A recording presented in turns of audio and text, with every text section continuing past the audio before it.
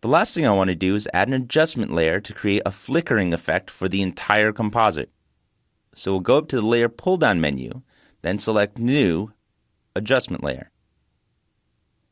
On this adjustment layer, I'll right-click or control-click in the Effects Controls panel and add a color correction for levels.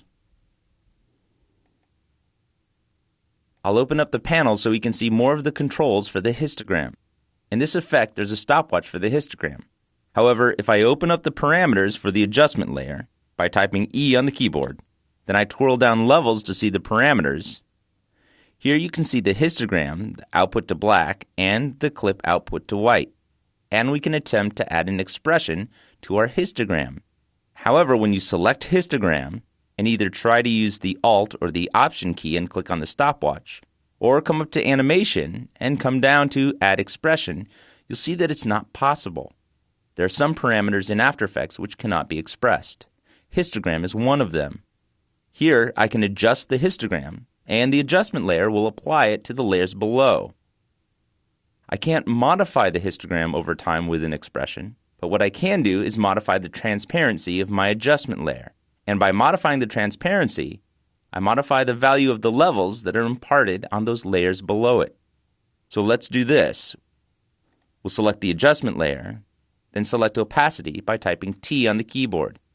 By sliding the value for opacity, we can see that modifying this value is going to change the effect that those levels have on those layers below it. I'll create a rapid flicker by adding a random expression to this opacity value. Again, holding down the Alt key or the Option key on a Mac, I'll click on the stopwatch and get the dialog box for the expression. Now I'll just type in random, then an open parentheses. If I finish this phrase with a closed parentheses, After Effects will choose a number between 0 and 1. If I accept this, I can see here in the value for the expression, the number is no less than 0, but no greater than 1.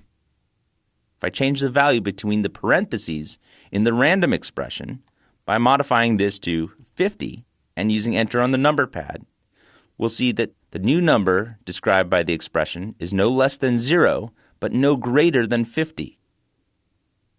Because I want to create an opacity flicker that goes from 50% to 100%, I'll set an array. I'll type 50, then a comma, then 100. The first value in this array is 50. This describes the low end of the random number. The second part of the array is 100, and this describes the highest value. Opacity can't be more than 100%, so I don't need to go beyond 100. However, if I wanted to create a random value whose number was greater than 100, I would input that value here in the second part of the array. I'll click Enter on the number pad to accept that. And now as I scrub through the timeline, we can see that the number here is no less than 50 and no greater than 100.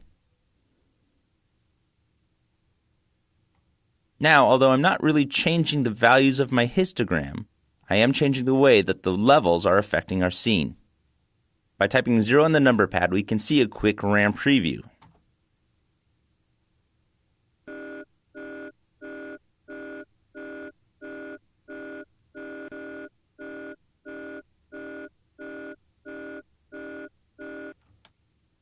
Now, if we animate the knob, we can adjust all the different parameters that are expressed to the knob. We can also animate the level of the water by simply creating keyframes for our slider position.